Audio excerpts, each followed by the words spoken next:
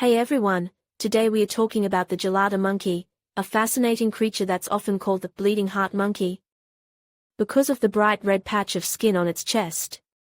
It's like they are wearing a little red jersey.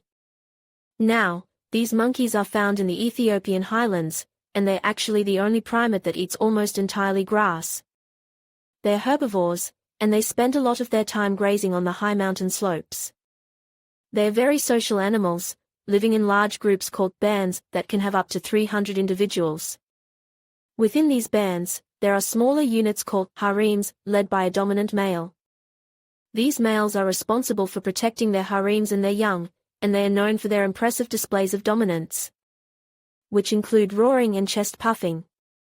The Gelada monkey is a truly unique and fascinating creature, and it's definitely worth learning more about them.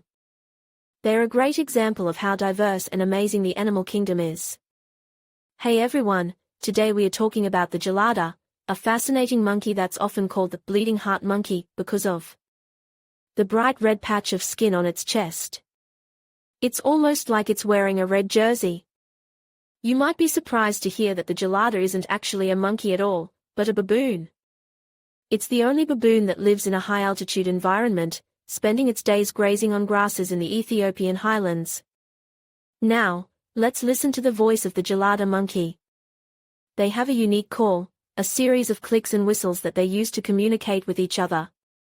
It's a fascinating sound, and it's one of the things that makes the Gelada so special. Speaking of special, the Gelada has a unique reproductive system. They live in harems, with one dominant male and several females.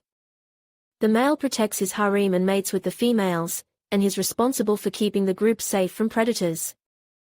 The Gelada's lifespan is about 20 years in the wild, and they usually give birth to one baby at a time. The babies are dependent on their mothers for about 20 years, and they learn everything they need to know about surviving in the harsh environment of the Ethiopian highlands. Geladas are social animals, and they live in large groups called troops. These troops can contain hundreds of individuals, and they are constantly on the move, searching for food and water. The Gelada is a critically endangered species, and their numbers are declining due to habitat loss and hunting. There are only about 200,000 Geladas left in the wild, and it's important to protect them.